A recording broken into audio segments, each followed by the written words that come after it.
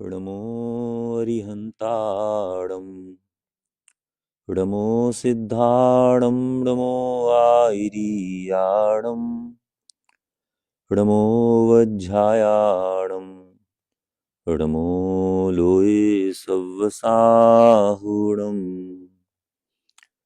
अरहंत सिद्ध सूरी उपाध्याय साधु सर्व अर्थ के प्रकाशी मांगलिक उपकारी हैं।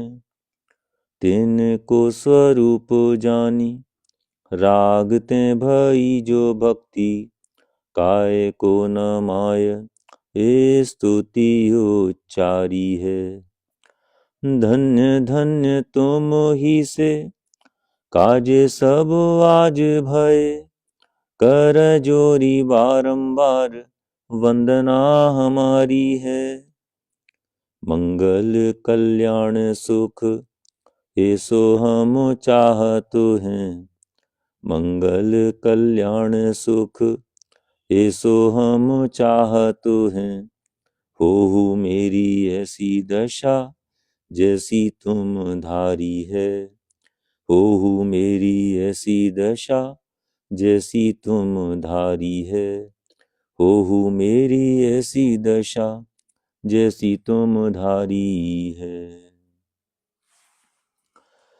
सायंकालीन अपनी इस दैनिक स्वाध्याय सभा में इन भावों का फल क्या होगा, जो एक बहुत ही उत्कृष्ट कोटि का उपन्यास है, पंडित श्री रतनचंद जी भारिल द्वारा विरचित, उसका अपन अध्ययन कर रहे हैं। और इसमें 13 पृष्ठ तक की चर्चा अपन कल पूरी कर चुके हैं।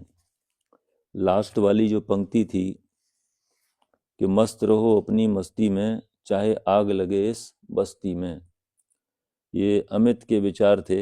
इस विचारधारा से प्रेरित वह अमित फिर गहरी नींद में सो गया।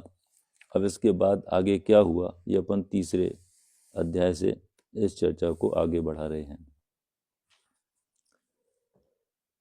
अज्ञानी होना उतना हानिकारक नहीं है जितना हानिकारक है अपने अज्ञान का ज्ञान नहीं होना। अज्ञानी होना उतना हानिकारक नहीं है, हानिकारक तो है लेकिन उतना हानिकारक नहीं है कि जितना हानिकारक है अपने अज्ञान का ज्ञान नहीं होना। अपने अज्ञान को स्वीकार नहीं करना। पहले तो अपने अज्ञान का ज्ञान नहीं होना, और ज्ञान हो जाए तो उसको स्वीकार नहीं करना।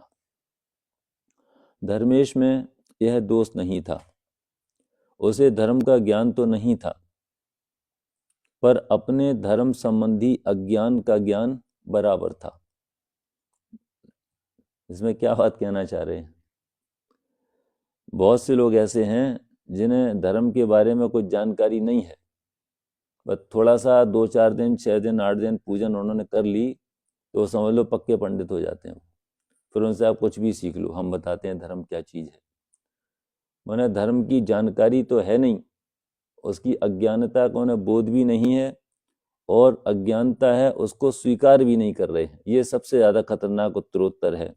अज्ञान अपने आप में स्वयं अपराध है, और अपने अज्ञान का ज्ञान नहीं होना, और फिर तीसरे पॉइंट पर अपने अज्ञान को स्वीकार नहीं करना। धर्मेश में दोष नहीं था, उसे धर्म का ज्ञान तो नहीं था, पर अपने धर्म संबंधी अज्ञान का ज्ञान बराबर था। ऐसे लोग सावधान रहते हैं। वह अपनी इस कमी को निरंतर महसूस भी करता था। हेतुदर्थ जो भी संभव साधन होते उन्हें जुटाने में भी वह कोई कोर कसर शेष नहीं छोड़ता। अपन लोग भी कहीं जाते हैं ना बाहर शिविर में, तब धर्म की जब रुचि जिसको जागृत होती है तो उससे संबंधित जो जो अपने को साहित्य उपलब्ध होता है तो उन्हें खोल खोल करके देखते हैं कि इसके माध्यम से हमको और अच्छी जानकारी हो सकती है। हम ग्रंथों का, जिन धर्म का तलस्पर्शी ज्ञान प्राप्त कर सकते हैं, तो अपन साधन जुटाते हैं उस प्रकार के। और कहाँ स्वाध्याय करें, कहाँ बैठें, इसके लिए शांत एकांत स्थान की भी तलाश अपन कर ही लेते हैं। ये सब चीज़ें साधना में बहुत उपयोगी हैं सत्य को समझने के लिए। कहते हैं कि जब स्वयं की तैयारी होती है तो साधनों की भी कमी नहीं रहती। अंदर अंतरंग तैयारी जिसकी होती है तो उसको निमित्त भी वैसे मिल ही जाते हैं। ऐसे ही शास्त्रीय शब्दों में ऐसा कहते हैं कि जब अपने उपादान की तैयारी होती है, उपादान की तैयारी माने जिसमें वो काम होना है, उसकी जब तैयारी होती है तो निमित्त कारण तो आसमान से उतर आते हैं। देखो ना, भगवान महावीर स्वामी के 10 भव पूर्व सिंह की पर्याय में जब उपादान में सम्यक दर्शन होने की तैयारी हो गई तो उपदेश के निमित्त के रूप में संजय और विजय नाम के चारण रिद्धिधारी मुनिराज जंगल में आसमान से उतरकर आ ही गए। तो वो कैसी अकल्पनीय सी घटना है। इससे पहले कितने अच्छे अच्छे अवसर महावीर स्वामी के जीव को प्राप्त हुए, लेकिन उपादान की योग्यता, उपादान की तैयारी नहीं होने से वह प्रयोजन भूत कार्य नहीं हो सका। कौन सा प्रयोजन भूत कार्य? अपने आत्मा का दर्शन होना, सम्यक दर्शन होना, अपने स्वभाव की पहचान होना, उसकी प्रतीति होना। समझाने वाले कौन थे? आदिनाथ भगवान साक्षात समवसरण में मौजूद मारीची का जीव। तो वहाँ दिव्य ध्वनि सुनकर के भी बात समझ में नहीं आई, तो कोई इससे ज़्यादा अनुकूल संयोग और क्या हो सकते हैं। और समझ में आई तो कितना लंबा काल व्यतीत करने के बाद वह महाहिंसक पर्याय जो देख कर ही फाड़ के खा जाए किसी को, वहाँ बात समझने की योग्यता पकी तो वह निमित्त भी मिले और उसका काम हुआ। संजय और विजय नाम के जो चारण रीतिधारी मुनिराज थे, वे जंगल में आसमान से उतर कर आ गए। अब क्या उन्होंने समझाया होगा? शेर की भाषा कैसे बोल पा रहे होंगे? ये सब भाषाएं देखो, बॉडी लैंग्वेज से पता लग जाता है। अरे शेर की तो बात छोड़ो, आप यहाँ से जिनालय जा रहे हो गली में और एक कुत्ता खड़ा हो, नीतीश कुमार जी, और आप उससे भयभीत हैं और आप डर डरा के जा रहे हैं, वो समझ जाएगा मनोविज्ञान, काट भी सकता है, भौंकेगा भी आपको। और आप बिल्कुल नीचे देखते हुए अपनी राह चलते चले जा रहे, चाहे बंदर हो चाहे कुत्ता हो, वो समझ जाता भाई निर्भीक व्यक्ति है, तो आप आराम से पास हो जाते हैं। ऐसी मुनिराज तो उन्हें तो किसी चीज़ का डर है नहीं। जिसको अपने आत्म स्वरूप का भान है, जो शरीर को अपना मानते ही नहीं है, उन्हें किस बात का डर है? अगर खाएगा तो शरीर को तो खा जाएगा। तो ऐसे निर्भीक होकर के उसकी तरफ चले चले आ रहे थे। तो शेर ने भी विचार किया होगा कि जब हमें देखते ही सारे लोग भागने लगते हैं, भयभीत हो जाते हैं, या फिर हम पर आक्रमण करने के लिए हाथ में हथियार लिए होते हैं, इनके हाथ में ना तो हथियार है और ना इन्हें भय है। ये कुछ चीज़ इनके अंदर ऐसी तो है जो इन्हें इतना निर्भय और निस्संग बना रही है। ऐसा कुछ उसके चिंतन में चला होगा। धर्मेश के साथ भी यही हुआ। ये तो उदाहरण महावीर स्वामी के जीव का था। सिंह की पर्याय में कैसे निमित्त मिले उपादान की तैयारी होने पर। आज भी देखो ऐसा ही हो रहा है। जिसको लगन लगी है वो ढूंढ लेता है कहाँ क्या करना है। घर पे भी स्वाध्याय का समय निकाल ही लेगा, बस बात लगन की है। क्योंकि कुदरत ने 24 घंटे देने में किसी के साथ कोई नाइंसाफी नहीं की। इनको थोड़ा सा ज़्यादा टाइम दे देते हैं, इनको कम दे देते हैं, मतलब 1 सेकंड का भी फेर नहीं डाला। बात कहाँ अटक जाती है कि हम अपनी प्राथमिकता में किस चीज़ को ले रहे हैं। ये बात सबसे महत्वपूर्ण है, हमारी प्रायोरिटी पर क्या चीज़ है। धर्मेश के साथ भी यही हुआ। एक वयोवृद्ध बहुत शुद्ध विद्वान, बहुत शुद्ध विद्वान माने बहुत शास्त्रों के पारगामी विद्वान। देखो श्रुत माने सुनना भी होता है और श्रुत माने शास्त्र भी होता है। तो बहुत शुद्ध विद्वान माने जिन्होंने बहुत शास्त्रों का अध्ययन किया है, उसके रहस्य को समझा है, आत्मसात किया है, ऐसे पंडित विद्वान जिनेश जी कहीं जा रहे थे। देखो कैसे घटित किया है यहाँ भी निमित्त को। जिनेश जी कहीं जा रहे थे कि धर्मेश के नगर के निकट ही उनकी गाड़ी खराब हो गई। किनकी? देखो कैरेक्टर इसमें बढ़ रहे हैं। पहले कौन इसमें था हीरो? धर्मेश। उसके बाद उसके मित्र का नाम आया अमित का, फिर उसके माता पिता का नाम तो नहीं आया, लेकिन उनकी भी चर्चा हुई। अब एक विद्वान जो बीच में नया कैरेक्टर बन करके आए हैं, उनका नाम है जिनेश जी। अपन नाम याद रखेंगे कहाँ पे कौन आया, तो आगे जो कहानी जब बढ़ेगी ना और आगे, तो इनका क्या उसमें योगदान रहा, ये बात अपने को बराबर ख्याल में रहेगी। जिनेश जी कहीं जा रहे थे। धर्मेश के नगर के निकट ही उनकी गाड़ी खराब हो गई, उन्हें वहां रुकना पड़ा। धर्मेश एवं नगरवासियों के निवेदन पर पंडित जिनेश जी के प्रवचन का लाभ तो समाज को मिला ही, धर्मेश ने भी अपने मन में बहुत दिनों से संजोए प्रश्न भी उनसे पूछ ही लिए। सारा संकलन करके रखा होगा, कोई योग बनेगा जिनका हमें समाधान नहीं मिल पा रहा है, तो कोई ज्ञानी धर्मात्मा का जब भी समागम होगा तो हम अपन उनसे चर्चा करके समाधान प्राप्त करेंगे। धर्मेश के जिज्ञासा भरे प्रश्नों को सुनकर पंडित जी ने भारी प्रसन्नता प्रकट की। धर्मेश का प्रथम प्रश्न था, अब देखो प्रश्न है जो हमारे चित्त में भी उत्पन्न होने चाहिए यदि हम वास्तव में अपने को अज्ञानी मानते हैं तो, या तो हमें इनका समाधान मिल चुका है और नहीं मिला है तो ऐसे प्रश्न हमारे अंदर भी उत्पन्न होने ही चाहिए। कौन कौन से प्रश्न हैं? पहला प्रश्न देखो, मैं नियमित पूजा करता हूँ तथा मेरे पिताजी ने भी जीवन भर पूजन की है, पर उसका परिणाम सामने क्यों नहीं आया? अब ये थोड़ा सा रहस्य है कि कौन से परिणाम की उसको आशा है, किस प्रकार का परिणाम चाहिए, यह भी बात गुप्त है इसमें अंदर। धर्मेश के प्रश्न के उत्तर में पंडित जिनेश जी ने कहा, यह सच है। तो जब ये प्रश्न धर्मेश ने पंडित जिनेश जी से पूछा होगा तो उनके चेहरे से ही उन्होंने पढ़ लिया होगा कि किस प्रकार के परिणाम ये जानना चाह रहा है, कौन सा परिणाम नहीं आया। अपन तो उपन्यास पढ़ रहे हैं तो क्या परिणाम जानना चाहा होगा।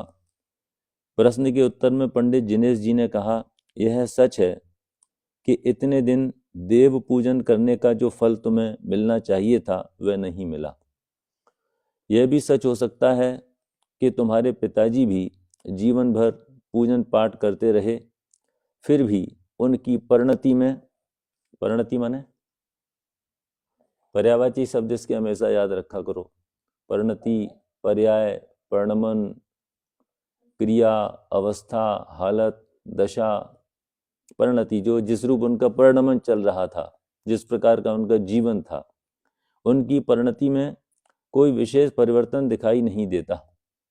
परिवर्तन तो आता ही है ना, जब कोई काम अपन करते हैं तो उससे प्रभावित हुए बिना रहते नहीं हैं, लेकिन यहाँ कुछ अपेक्षित परिवर्तन जो काम कर रहे थे उसके अनुसार परिणामों में परिवर्तन दिखाई नहीं दिया, वे भी कोरे के कोरे रह गए हैं।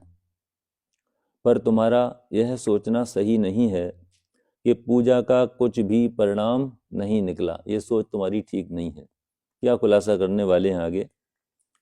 अच्छा तुम ही बताओ, यदि तुम बचपन से पूजा पाठ नहीं कर रहे होते तो क्या तुम्हारे मन में पूजन के संबंध में ये प्रश्न उठते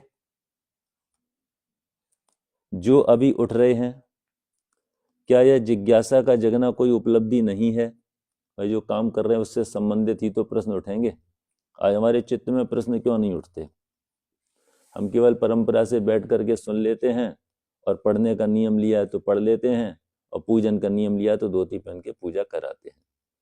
जिनकी हम पूजा कर रहे हैं वे कौन हैं, पूजा क्या चीज़ है, किन की जा रही है, कैसे की जाती है और इसका फल क्या है, इनका जब तक विचार नहीं हो तो पूजा क्या फल देगी? वो तो परंपरा से गए और अपन चावल फेंके, अभिषेक किया और चले आए। ऐसा है। ये प्रश्न उठते ही नहीं अगर पूजा नहीं कर रहे होते। एक तो ये बात हो गई। जो जिज्ञासा जगी है वो भी एक उपलब्धि है। जो उपलब्ध नहीं हो सका उसमें भी पूजा पद्धति का कोई दोष नहीं है, वह तो हमारी ही कहीं कोई मूल में भूल रही है जिससे तुम्हें अभूतपूर्व उपलब्धि नहीं हुई। चलो कोई बात नहीं, कम से कम आत्मनिरीक्षण का अवसर तो मिला। यह भी तो सुपरिणाम ही है ना भाई। जब मूलभूत वस्तु का कुछ ज्ञान ही नहीं था तो ऐसी स्थिति में यदि यह नहीं करते तो क्या, तो करते भी क्या और करते भी क्या? जब मूलभूत वस्तु की बात आई, कौन सी मूलभूत वस्तु है? मूलभूत वस्तु तो वास्तविक चीज जो हम स्वयं हैं उसका तो कुछ भान है नहीं। ये तो अनादि से अपना यही खेल चल रहा है।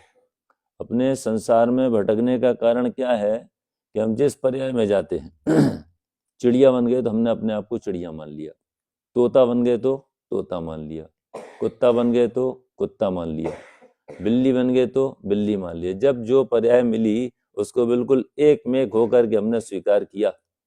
ये इसका मतलब यह है कि मूलभूत वस्तु का ज्ञान नहीं था। आज हम क्यों इतने परेशान रहते हैं बताओ? पर्याय से संबंधित अपना जो भी साम्राज्य है उसको लेकर के स्वयं को बचाने के चक्कर में इतने भयभीत क्यों हैं? यदि हमें मूलभूत अपने अनादि अनंत तत्व का ज्ञान होता तो फिर हमारी स्थिति आज जैसी है वैसी नहीं होती।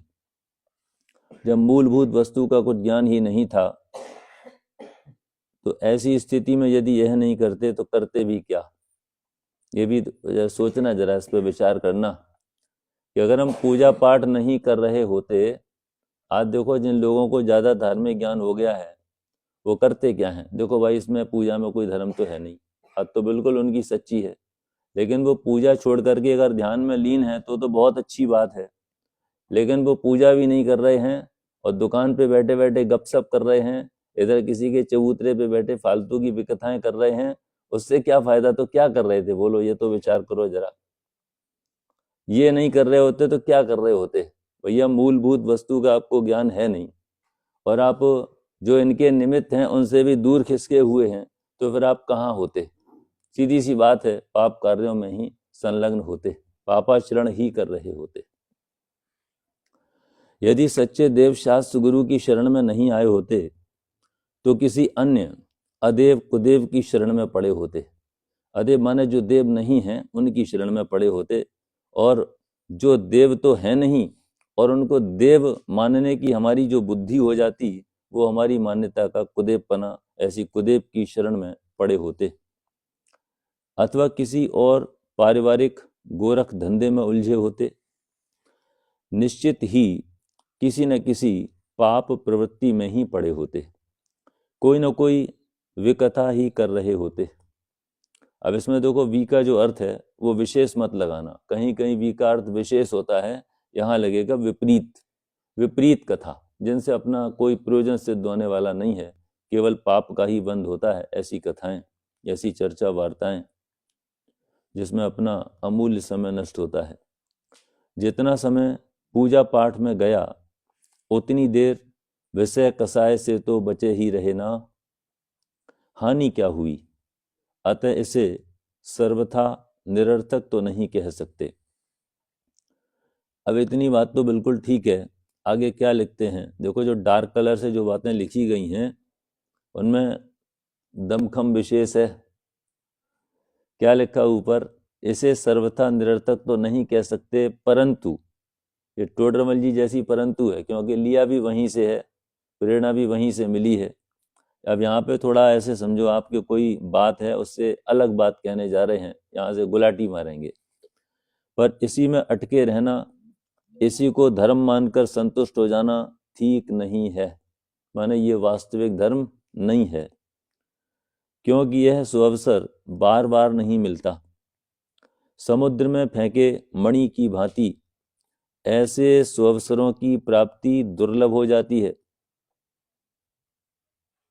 भैया जब तक अपने को सही चीज प्राप्त नहीं हो जाए और सही अवसर मिला है, योग्य अवसर मिला है और उसको पाने की चाहत अंदर में पैदा नहीं हो, तो कितनी इसकी दुर्लभता बताई है। छैडाला की पंक्ति है, यह विधि गए न मिले सुमणि जो उदधि समानी।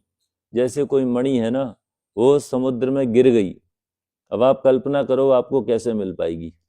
ऐसे ही जो मनुष्य पर्याय वर्तमान में अपने को मिल गई है महाभाग्य से, वो यदि इसका अंत आ गया ऐसे ही बिना अपने आप को समझे, बिना प्रयोजनभूत कार्य किए, तो ऐसे समझो कि ये हमारी कोई चीज बहुत कीमती वो समुद्र में गिर गई है, उसका मिलना जितना कठिन है उसी प्रकार पुनः यह मनुष्य पर्याय मिलना अत्यंत दुर्लभ है, इतना कठिन है।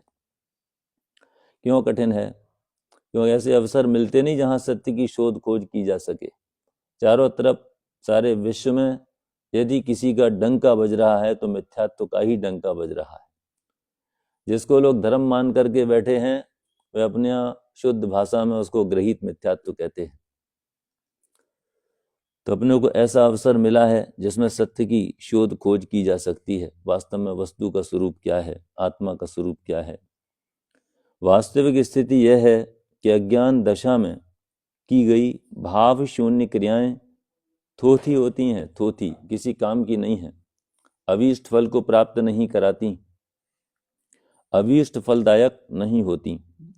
कविवर बनारसी दास जी ने कहा है, जो बिन ज्ञान क्रिया अवगाहे, जो बिन क्रिया मोक्ष पद चाहे, जो बिन मोक्ष कहे मैं सुखिया, सो अजान मूढ़न में मुखिया। क्या बात कही है बनारसी दास जी। बनारसी दास जी के छंद दोहे तो बड़ा अजब गजब के हैं। जो बिन ज्ञान क्रिया अवगाहे, ज्ञान तो कुछ है नहीं, बस क्रिया करते रहो, क्रिया करते रहो, क्रिया करते रहो, लकीर के फकीर बने रहो क्रिया कर करके। माने ज्ञान बिना जो क्रिया की जाती हैं उसका कुछ वास्तविक फल अपने को मिलता नहीं है। और ज्ञान से मतलब आत्मज्ञान, भेद विज्ञान, अपने स्वरूप का ज्ञान, और जो क्रिया कर रहे हैं उससे संबंधित भी ज्ञान लगा लो इसमें। आगे क्या लिख रहे हैं कि जो बिन क्रिया मोक्ष पद चाहें। इसमें तो कई उदाहरण आते हैं, अपन ने स्वाध्याय में, प्रातःकालीन स्वाध्याय में दिए भी हैं। जैसे आप बीमार हैं और आपको उस बीमारी में कौन सी दवा आपको लेनी है इसका आपको ज्ञान भी है, और आपने ला करके घर पे रख ली और उसकी जानकारी कर ली, ये इस रोग के मिटाने के लिए ये औषधि है, लेकिन आप उसका सेवन नहीं करें। ये है क्रिया से मतलब। या डॉक्टर के पास गए, अपना हाल सुनाया, जैसा अपन करते हैं ना मंदिर में जाके, जैसे ही स्वाध्याय का नंबर आता है ऐसा लगता है जल्दी से निकल जाएं, पंडित जी कहीं हमको रोक ना लें। 10 लक्षण में विद्वान तो आते ही है ना सभी जगह। तो पूजा करके एक आध अर्घ कम चढ़ा के पहले निकलना चाहता है व्यक्ति, ताकि कहीं रोक ना लिए जाएं, तो पहले से खिसक लेते हैं लोग। जो बिन क्रिया मोक्ष पद चाहें, माने गए और डॉक्टर को अपनी कथा सुनाई, जैसे पूजा की, स्तुति की, भाव उसका कुछ पता नहीं है कि इन शब्दों का अर्थ क्या है, इन पंक्तियों का भाव क्या है, इसकी कुछ खबर नहीं है। बस गला फाड़ के अपनी बात भगवान को सुनाई और नमस्कार किया और चले गए।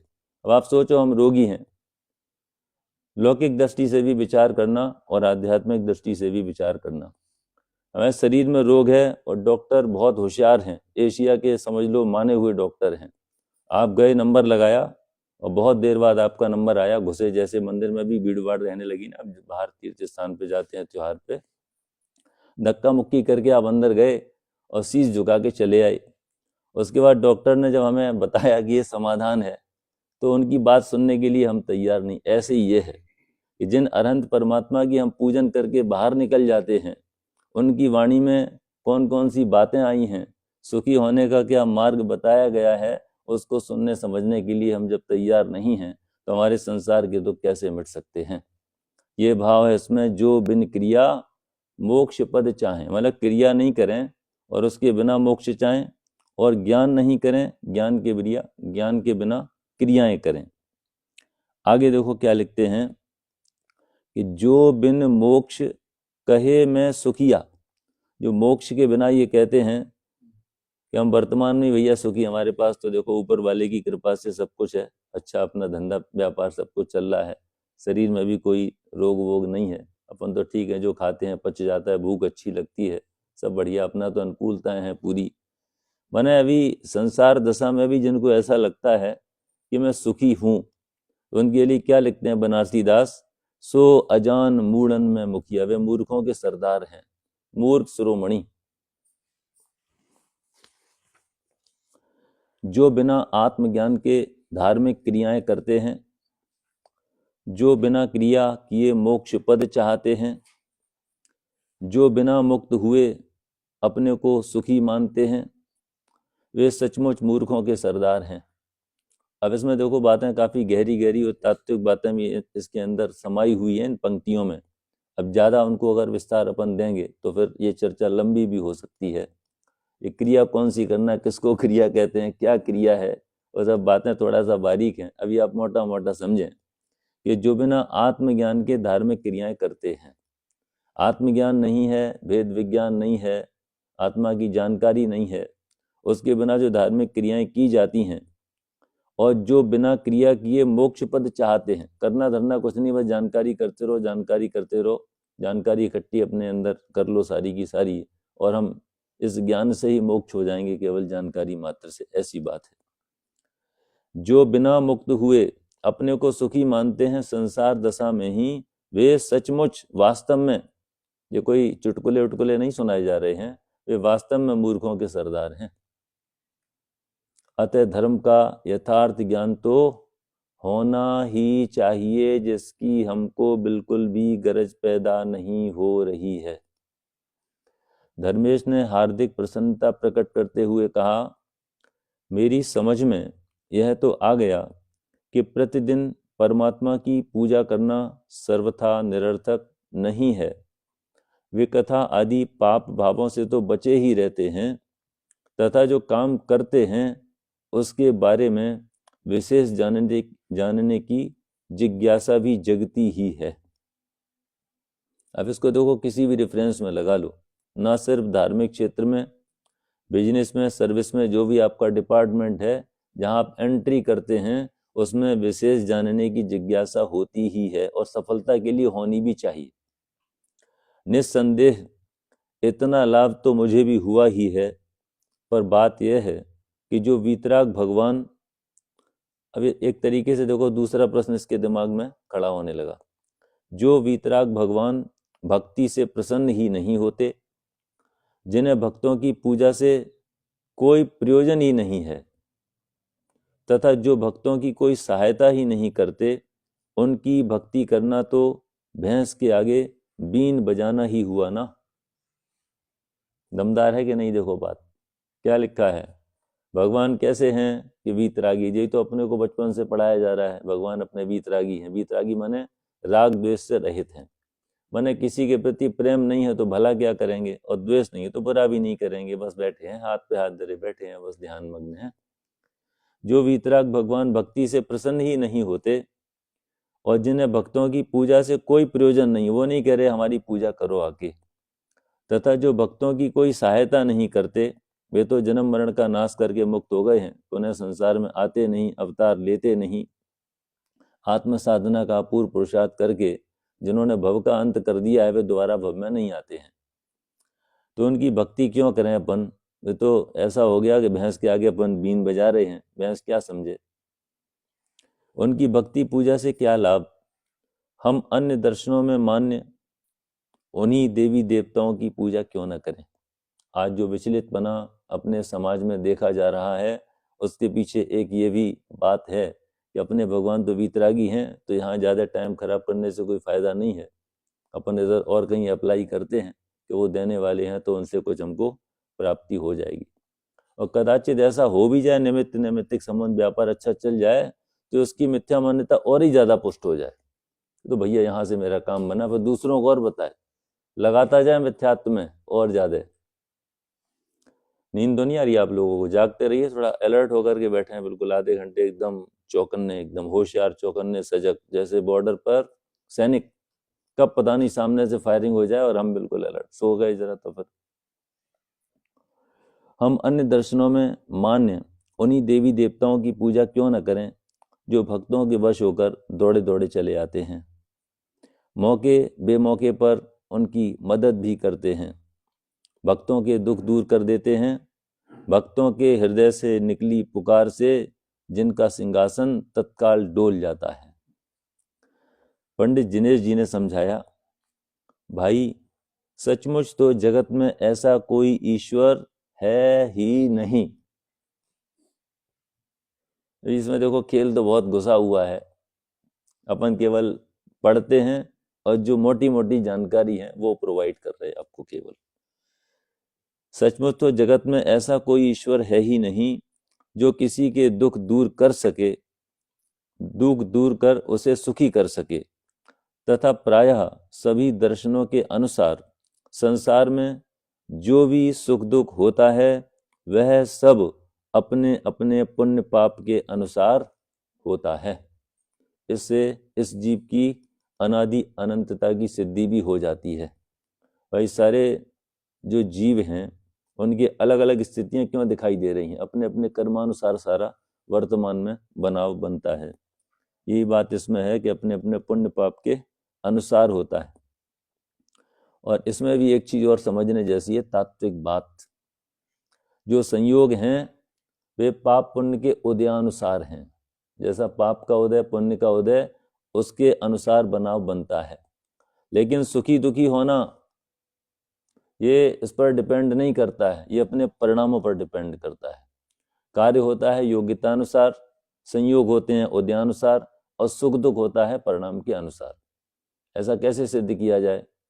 घटना एक सी घटित होती है। घर में मान लीजिए किसी की मृत्यु हो गई, अभी किसी को ज्यादा राग है तो ज्यादा रो रहा है, कोई कम रो रहा है। तो जैसे जिसके परिणाम है, जैसा अटैचमेंट है, उसके हिसाब से उसको सुख दुख की अनुभूति होती है। कोई ऐसे चलो ठीक रहा चला गया तो आदमी बड़ा दुष्ट था, ऐसा भी सोचते हैं तो खुश हो रहे हैं। भाई आदमी की तो मृत्यु हुई ना, तो उसको भी रोना चाहिए, वो क्यों नहीं रो रहा है? ये जो विविधता दिखाई देती है ना, तो उदय से अब प्रभावित है सारी स्थिति। जैसे अपने परिणाम है, जैसा अपना उनसे जुड़ान है, उस प्रकार की फीलिंग, उस प्रकार का सुख दुख अपने को होता है। सर्वशक्ति संपन्न ईश्वर में आस्था रखने वाले दर्शनों में भी ऐसे अनेक पौराणिक आख्यान हैं, ऐसे कई कथन आते हैं जहां ईश्वरी शक्तियां भी विफल होती देखी गई हैं। है ना, कई अपन पूजा कर रहे हैं, बहुत ज्यादा चढ़ावा चढ़ाते हैं, कुछ कर रहे हैं, तो भी पता लगा ने सो ही गया, तो क्या किया ईश्वरी शक्ति ने? हिंदी साहित्य के प्रसिद्ध महाकवि तुलसीदास की यह पंक्ति ही तुम्हारे समाधान के लिए पर्याप्त होगी। कर्म प्रधान विश्व करी राखा, जो जस कीन तस फल चाखा। आगे बात समझ में सरल है। कर्म प्रधान विश्व करी राखा, जो भी परिस्थितियां बन रही हैं वे सब कर्मानुसार हैं, कर्म ही प्रधान है। जो जस कीन, जिसने जैसे कर्म किए हैं, तस फल चाखा, उसको वैसा मिलता है। इस संदर्भ में जैनाचार्य अमित गति के सामायिक पाठ का हिंदी अनुवाद भी द्रष्टव्य है। स्वयं किए जो कर्म शुभाशुभ, फल निश्चय ही वे देते। करे आप फल देय अन्य तो, स्वयं किए निष्फल होते। स्वयं किए जो कर्म, शुभ अशुभ जो भी कर्म हमने खुद किए हैं, वे ही, उनका ही उदय अपने जीवन में आता है, वे ही फल देते हैं। करें आप और फल दूसरा दे, तो फिर जो आपने स्वयं किए उनका क्या होगा? वे कहाँ ले जाएंगे अपन? तो स्वयं किए तो निष्फल हुए। दौड़े दौड़े चले आने वाले देवी देवता भी पुण्य के प्रताप से ही आते हैं। जो व्यंतरादिक हैं, देवादिक हैं, वो जो मदद करते हैं, देखे जाते हैं, तो ये सब पाप पुण्य के उदय से ही ऐसा बनाव बनता है। उनको भी ऐसा विकल्प आए, उनकी भी कसा इस प्रकार की मंद हो, उनको शुभ परिणाम, भैया जिन वक्त है हम इसकी रक्षा करें। और स्वयं का भी पुण्य का उदय, सारे योग मिलते हैं इसमें। खुद का पुण्य का उदय और आपका पुण्य का उदय, उसको इस जाति का विकल्प नहीं है देव को सहायता करने का, तो भी सहायता होती नहीं। अभी देखो इसमें आगे कुछ उदाहरण भी आएंगे। दौड़े दौड़े चले आने वाले देवी देवता भी पुण्य के प्रताप से ही आते हैं। पापोदय में तो देवता भी मदद नहीं करते। तो मूल कारण क्या हुआ? अपना पाप पुण्य का उदय। ईश्वर की कर्ता बनने की कोई बात यहाँ पर आती नहीं है। अब देखो मुनिराज ऋषभदेव का उदाहरण दिया। मुनिराज ऋषभदेव को ही देखो ना, उनके गर्भ जन्म व तप कल्याणक मनाने वाले इंद्र उस समय मदद करने नहीं आए जब वे 6 महीने तक प्रतिदिन, 6 महीने तक प्रतिदिन, सोचो जरा, अपन लाइन पड़ जाते हैं लेकिन उस टाइप की फीलिंग नहीं आती अंदर में। आप घर में भोजन करने के लिए आएँ और 6 महीने तक रोज आएँ और भोजन आपको नहीं मिले, सोचो क्या परिस्थिति। जब वे 6 महीने तक प्रतिदिन आहार को निकलते रहे और असाता कर्मोदय में दातारों को आहार की विधि ज्ञात न होने के कारण निराहार लौटते रहे।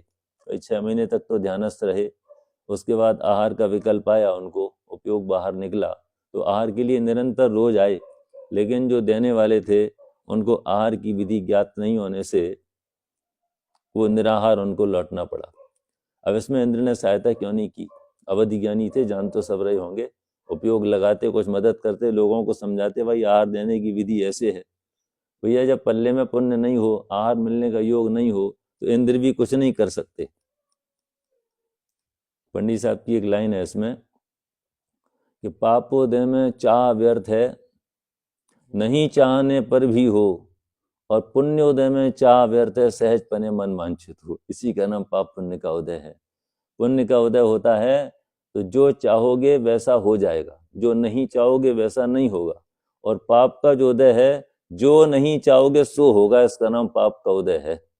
कहीं ऐसा नहीं हो जाए, वैसा नहीं हो जाए, वही होगा, इसका नाम पाप का उदय। इसी से सिद्ध है कि कोई किसी की मदद नहीं करता और न कर सकता है। गीता जैसे प्रसिद्ध हिंदू ग्रंथ में भी निष्काम भक्ति करने का ही संदेश दिया है।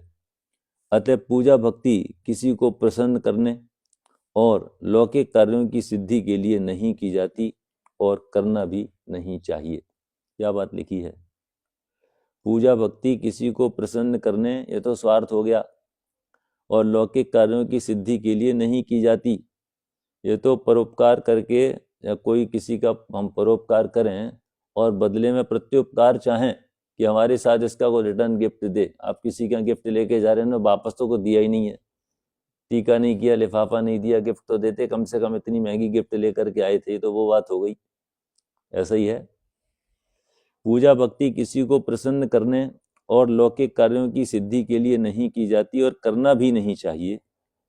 पंडित जिनेश जी ने आगे कहा, जो लोग ऐसा मानते हैं कि भगवान भक्तों की करुण पुकार सुनकर दौड़े दौड़े चले आते हैं, वे भ्रम में हैं। सचमुच वे भगवान को पहचानते ही नहीं हैं। अरे भाई, भगवान सर्वज्ञ और सर्वदर्शी तो होते ही हैं, वे वीतरागी भी होते हैं। भोले भक्तों की मान्यतानुसार भगवान सचमुच ही करुणा करके अपराधियों को क्षमादान करने लगे तो फिर आप ही सोचो, ऐसी स्थिति में अपराधों की प्रवृत्ति बढ़ेगी या घटेगी? कोई लाइन याद आ रही है आपको पूजन की? बस यहीं समापन कर रहे हैं, लोगों की आंखें झुक रही हैं, और ये तो बिल्कुल प्रसन्नचित से सुनो तभी मजा आता है, और समय भी हो गया पूरा। हाँ, सिद्ध पूजन में आती लाइन, शरण जो अपराधी को दे, अरे अपराधी वह भगवान। अपन नमोकार मंत्र की भी जो महिमा है ना, उसका भी खूब दुरुपयोग करते हैं। ये सो पंचड़मो यारो, सब पाव पड़ासड़ो। यह पंच नमस्कार मंत्र सब पापों का नाश करने वाला है। तो यह दिन भर आप जितने उल्टे सीधे काम कर सकते सारे करो, लेकिन शाम को एक माला णमोकार मंत्र की फेरना, सब पाप पड़ासड़ो, सारे पापों का नाश हो जाएगा। और भी इसमें बातें हैं, तो आज यहीं रोकते हैं इसको। कि भोले भक्तों की मान्यता अनुसार भगवान सचमुच ही करुणा करके अपराधियों को क्षमादान करने लगे तो फिर आप ही सोचो, ऐसी स्थिति में अपराधों की प्रवृत्ति बढ़ेगी या घटेगी? कांड करेंगे और सीधे भगवान के दरबार में अर्जी लगाएंगे, भगवान कहते हैं जाओ बेटा, तुमने हमारी बहुत अच्छी पूजा की, हम तुमको मुक्त कर रहे अपराध से। ऐसी बातें होंगी। और भी इसमें देखो जो भी होगी चर्चा कर लेंगे अपन। आज यहीं विराम लेते हैं। सहजानंदी शुद्ध स्वरूपी अविनाशी में आत्म स्वरूप, सहजानंदी शुद्ध स्वरूपी अविनाशी में आत्म स्वरूप, सहजानंदी शुद्ध स्वरूपी अविनाशी में आत्म स्वरूप।